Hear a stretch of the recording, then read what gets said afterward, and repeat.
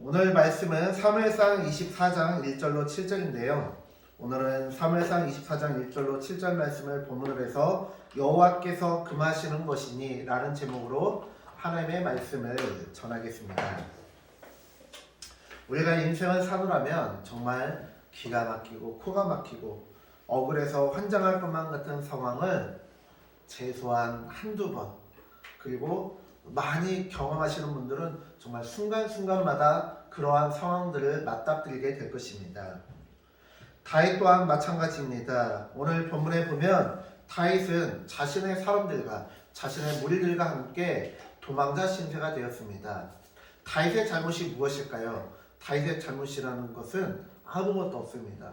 그저 하나님을 마음껏 찬양하고 악령에 시달리는 그 왕을 위해서 수금을 타며 기도하여 악령을 쫓아내고 왕의 명령에 따라 전투가 치열한 곳에 가서 그 적전이 벌어지는 곳마다 달려가서 목숨 걸고 싸워서 승리를 거두고 돌아온 것밖에는 없습니다.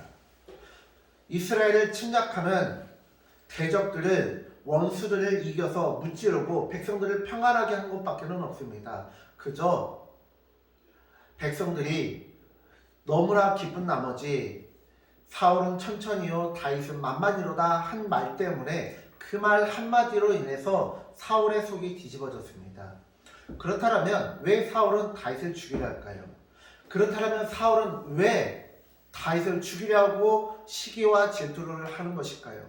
왜냐하면 사울의 마음 가운데는 악령이 자리 잡고 있고 악령이 자리 잡을 수 있었던 것은 사울 가운데 시기와 질투가 있었기 때문에 그렇습니다.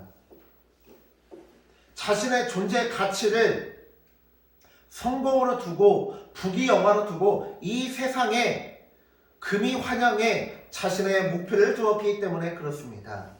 이 세상의 성공에 자신의 목표를 두었기 때문에 그렇습니다. 그런데 그거 아십니까? 이 세상에서 추구하는 가치란 무엇이냐? 이 세상에서 추구하는 그 결국은 무엇이냐? 종살이란 뜻입니다. 무슨 뜻일까요? 빌레몬서에 보면 사도 바울을 수종 들은 자의 이름이 나옵니다. 오네시모란 자입니다. 그 오네시모란 이름의 뜻은 무엇이냐? 쓸모 있는 이라는 뜻이에요. 종의 이름인데 쓸모가 있다는 거예요. 왜? 종 또한 사람이지만 사람 취급을 받지 못하고 인간 취급을 받지 못하고 쓸모가 있느냐 없느냐로 판단하기 때문에 그렇습니다. 주인의 재산이기 때문에, 노예는, 종은 주인의 재산이기 때문에 쓸모가 있느냐 없느냐로 그 존재 가치가 증명되는 것입니다. 이 세상 사람들은요, 어떻게든 자신이 더 쓸모있는 사람인지를 드러내고 나타내고자 합니다. 그러나 하나님의 사람들은요, 쓸모가 아니에요. 내 부모가 병들고 나이 들고 아무것도 가진 게 없어도, 내 자녀가 장애를 가지고 태어났어도 끝까지 그 가족을 책임지고 부양하는 것이 가족이며 사람입니다. 닉 부이치치라고 하는 사람은요, 태어날 때부터 온몸에 팔다리가 없어요. 그나마 발은 마치 펭귄처럼, 그리고 팔도 마치 펭귄처럼 살짝 튀어나와 있는데 어른발처럼 큰 게 아니라 애기발처럼, 갓 태어난 애기발처럼 작고 손도 작아요. 그러나 그럼에도 불구하고 그 모든 것을 다 감당해 나갑니다. 그렇다면 닉 부이치치는 어땠을까요? 닉 부이치치가 지금 전 세계적으로 동기부여 강사로 활동을 합니다. 세계 곳곳에 있는 학교와 대학교들을 순회하면서 아이들에게, 청년들에게, 청소년들에게 삶의 희망과 목표와 용기를 가질 수 있도록 독려해주는 강사가 되었습니다. 그가 강의에서 하는 일이 있는데요, 요만한 탁자 위에 올라가서 막 강의를, 왜냐면 키가 작으니까. 그러다가 갑자기 그 넓은 테이블에서 철퍼덕 앞으로 쓰러집니다. 그러면 상식적으로 일어날 수 있을까요? 없을까요? 없죠. 네, 없죠. 그러나 일어날 수 없으면 제가 얘기를 안 하겠죠. 마치 펭귄처럼 팔도 짧고 다리도 짧은데요. 막 머리로 막 하고 막 어떻게 발버둥을 쳐가지고요. 끝끝내 일어나요. 그 모습에 그 강연을 지켜보는 수많은 사람들이 눈물 범벅이 됩니다. 그리고 닉 부이치를 한 번씩 다 껴안아주고 서로 축복하고 포옹을 하면서 강연을 마칩니다. 아무것도 할 수 없다라고 얘기하고 아무것도 할 수 없는 무능력한 사람이다라고 말할 수도 있지만 세상은 그렇게 말한다 할지라도 닉 부이치치가 일어날 수 있었던 이유는 무엇이냐? 하나님을 믿기 때문에 그렇다라는 것입니다. 하나님을 믿기 때문에 자신이 가진 것, 자신의 환경이 중요한 게 아니라 하나님이 중요하시다라는 거예요. 하나님의 생각이 중요하다라는 거예요. 사울 가운데 왜 악령이 들어갔느냐? 하나님을 존중하지 않고 하나님을 경외하지도 않고 존중하지도 않고 하나님의 말씀에 순종하지도 않기 때문에 그렇습니다. 하나님이 떠난 사람의 마음은 무엇이냐? 세상 곳곳에서 굶어 죽어가는 사람이 하루 한 끼를 걱정해야 되는 사람이 무려 6억 명이나 된다고 합니다. 그런데요, 세계적인 곡물 회사들요, 쌀포대를 바다에 버리고 불태우는 한이 있어도 굶어 죽어가는 사람들한테 그것을 기부하거나 기증하지 않습니다. 왜요?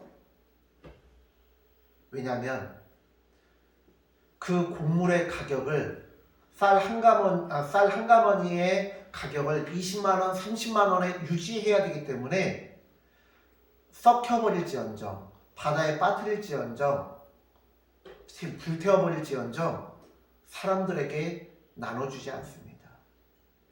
왜요? 하나님 아버지의 마음이었기 때문에. 그런데 다윗을 보겠습니다. 다윗은 어떻습니까?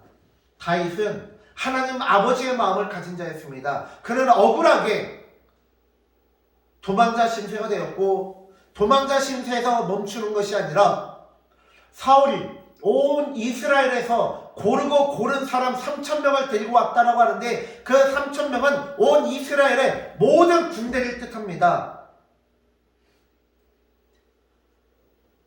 그 이스라엘의 전 군을 이끌고 다윗의 뒤를 쫓아다니고 있어요. 다윗 한 사람을 죽이기 위해서. 그런데 정말 하나님의 보호하심인지 다윗이 하나님을 죽일 수 있는 기회가 왔습니다. 다윗이 숨어있는 그 굴 속에 사울이 들어왔다라는 거예요.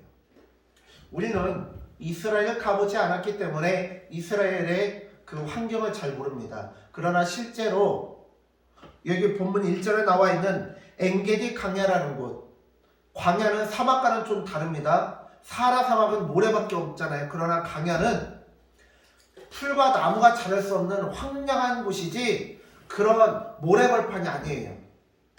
우리처럼 우리나라식으로 표현하면 돌산이라고 할까요? 민둥산이라고 할까요? 그 정도로 표현하시면 될 것 같아요. 그렇기 때문에 광야 곳곳에 동굴들이 질비하게 있습니다. 허다하게 깔려 있습니다. 이 동굴과 저 동굴이 연결되었는지 아니면 중간에 들어가다 멈추는지 분별할 수 없어요. 그렇기 때문에 동굴 속에 숨어 있으면 찾기가, 어지간해서는 도망자들을 찾기가 어렵습니다. 근데 우연하게도 사울이 다윗이 숨어 있는 동굴 속으로 들어갔습니다.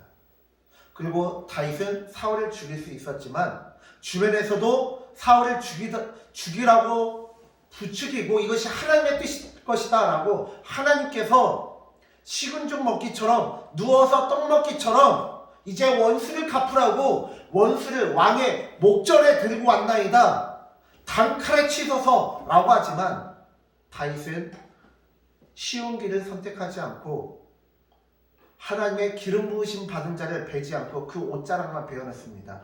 그러나 옷자락만 베어냈음에도 불구하고 그것으로 인하여 마음에 찔려하고 고통스러워합니다. 왜요?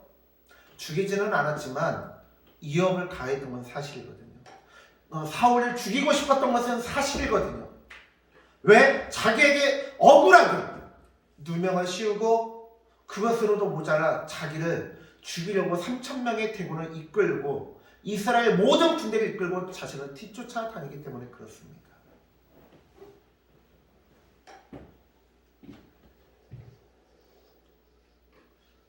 그러나 다윗은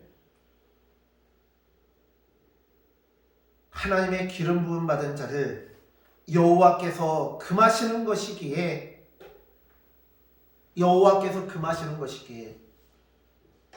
사울에게 손을 대지 않고 사울에게 손대라고 권면하는 자신의 부하들에게도 다시는 그러한 말을 하지 못하도록 막았습니다.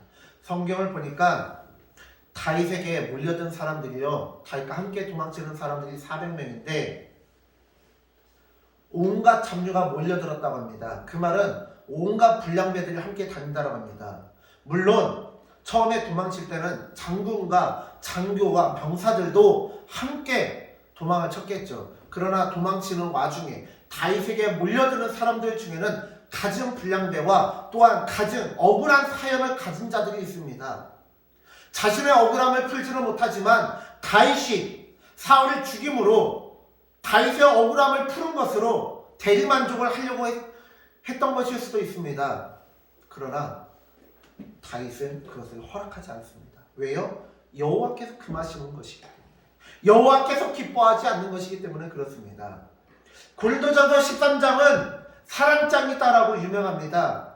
사랑은 오래 참고 온유하며 인내하며 자랑치 아니하며 교만치 아니하며 악인의 길에 서지 아니하는 등 많은 기능과 모양을 가지고 있다고 합니다.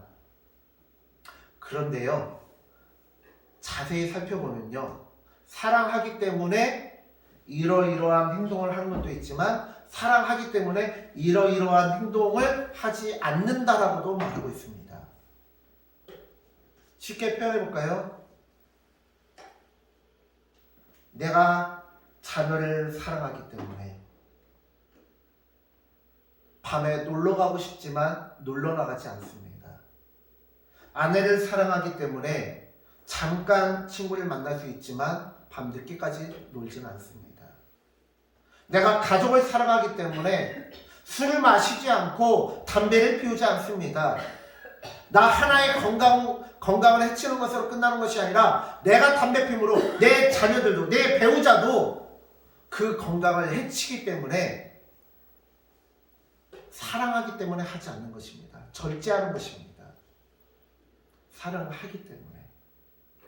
성경은 사랑하기 때문에 선한 행동을 하지만 동시에 사랑하기 때문에 악한 행동을 멈춘다고 얘기합니다. 심지어는 선한 행동, 선행조차도 절제한다라고 말씀하고 있습니다.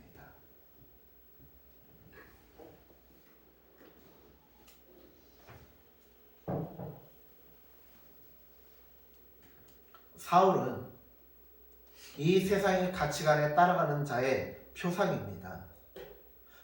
이 세상은 어떻습니까? 자신의 존재 가치를 증명하기 위해서 타인을 짓밟고 올라섭니다. 자신의 존재 가치를 증명하기 위해서, 성공하기 위해서 남을 짓밟고 올라가는 것입니다. 그러나 기독교는 그렇지 않습니다. 하나님의 자녀들은 성공이 목적이 아니라 이 세상 가운데 하나님의 사랑을 전하는 것이 목적입니다.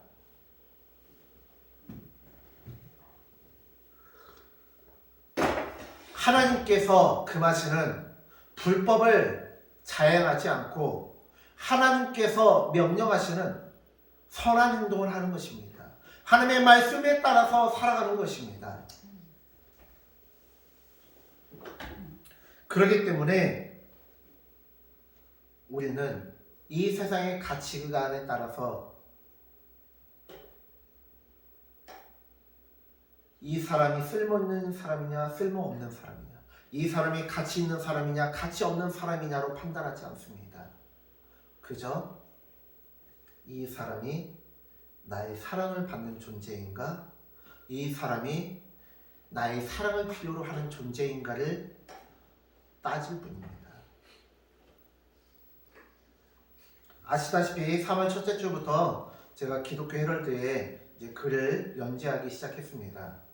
그리고 그 신문이 이제 저희 집에 있는데 저희 딸내미가 몰랐나 봐요. 근데 어떻게 얘기하다가 아빠 신문에 이제 기사 내는 거 알지? 했더니 정말? 그러는 거예요.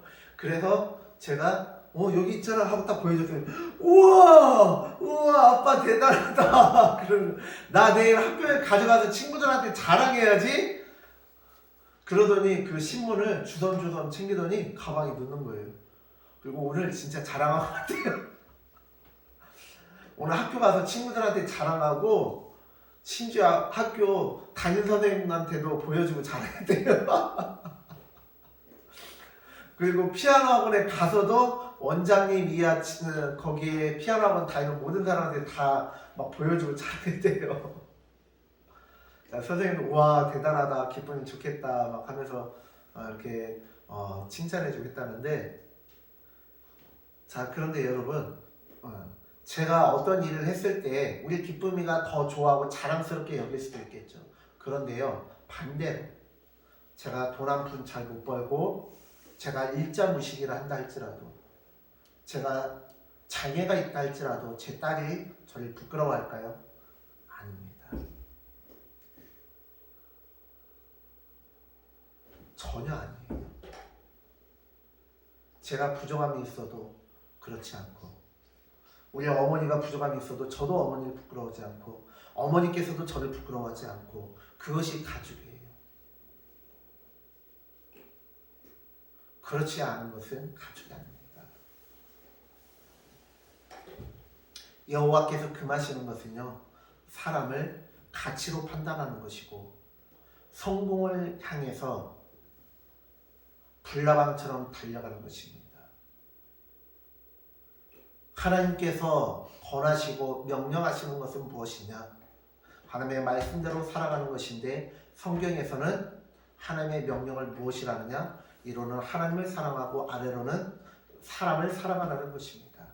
그리고 성경을 하나로 요약하면 율법의 완성은 사랑이다 라고 말씀하십니다. 즉, 이 두꺼운 성경 전체는요, 이 두꺼운 성경 전체를 단 한마디 말로 요약하자면 사랑입니다. 한 단어, 단 한 단어는 바로 사랑. 두꺼운 성경책은 사랑이라는 단 한 단어로 요약이 가능합니다. 그렇다면 우리는 어떻게 살아가야 되겠습니까?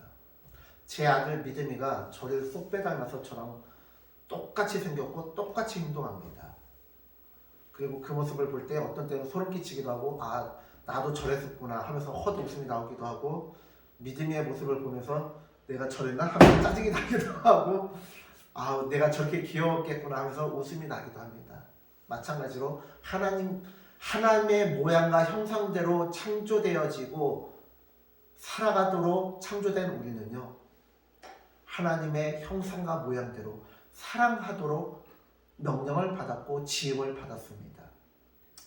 사랑하는 우리 모든 성도님들, 하나님께서 금하시는 것은 사랑을 행치 않은 것이고, 하나님께서 명령하시는 것은 사랑을 행하라는 것입니다. 그렇기 때문에 우리는 하나님의 명령에 따라서 사랑을 행하시는 우리 모든 성도님들 되어주시기를 간절히 축원합니다. 기도하겠습니다. 하나님, 우리가 오늘 주님의 말씀을 살펴보았습니다. 하나님, 오늘 말씀을 통해서 여호와께서 금하시는 것은 자신의 성공을 위해서 남을 모함하고 죽이는 것이고, 하나님께서 명령하시는 것은 사랑하라는 것입니다. 사울처럼 자신의 유익을 위해 이웃을 죽이는 자가 아니라 다윗처럼 하나님의 명령을 위해서 자신의 목숨을 취하려는 사울까지도 사랑하였던 다윗처럼 넓은 사람이 되게 하시고 깊은 사람이 되게 하여 주시옵소서. 감사드리며 예수님의 이름으로 기도드렸습니다. 아멘.